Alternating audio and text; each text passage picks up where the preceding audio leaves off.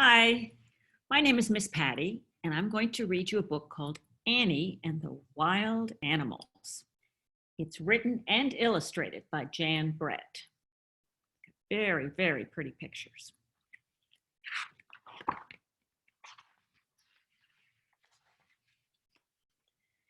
It had been snowing for days. Winter was lasting too long.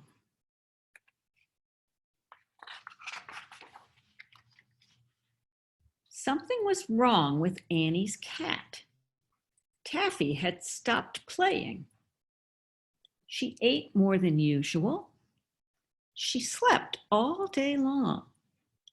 Annie found her curled up in strange places.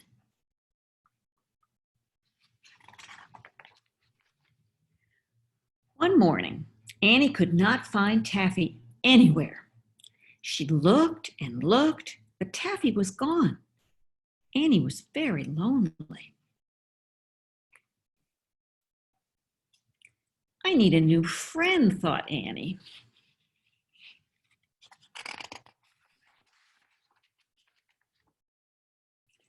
She placed a corn cake at the edge of the wood.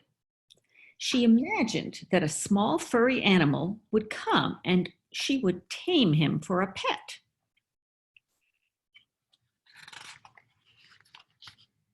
The next morning, the corn cake was gone, and in its place stood a giant moose.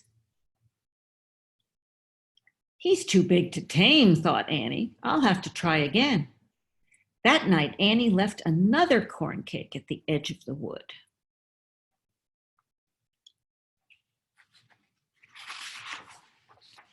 The next morning, the moose was back, and a snarling wildcat was there too. He's too mean to tame, thought Annie.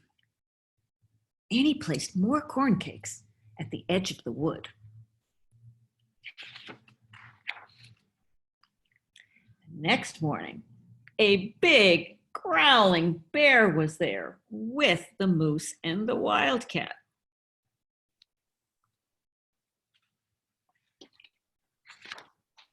He's too grumpy for a pet, thought Annie.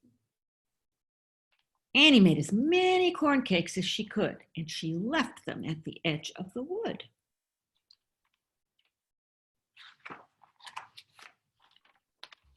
At dawn, Annie heard the snarls and growls of the wild animals.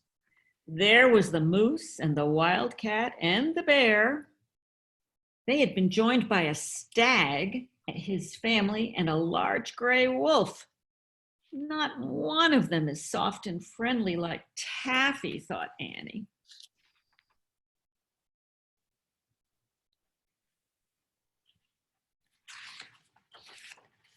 All the next day, Annie made corn cakes and left them at the edge of the wood. And all night long, she heard the sounds of the wild animals eating the corn cakes.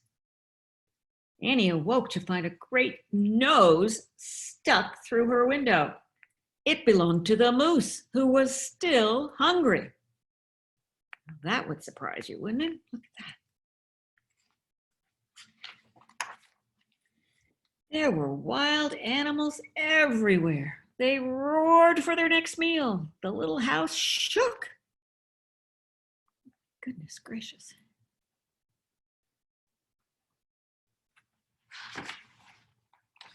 The animals wanted more corn cakes, but when Annie looked into the barrel of cornmeal, it was empty.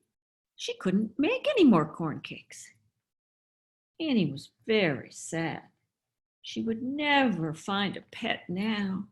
She missed Taffy very much.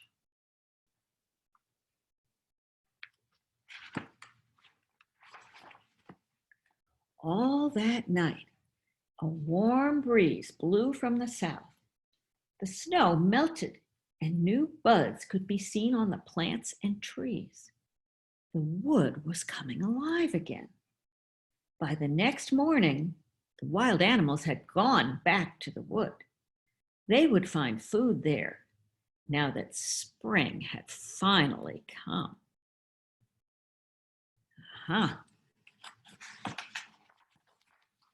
Then, as unexpectedly as the warm spring breeze, Taffy walked back into the yard proudly.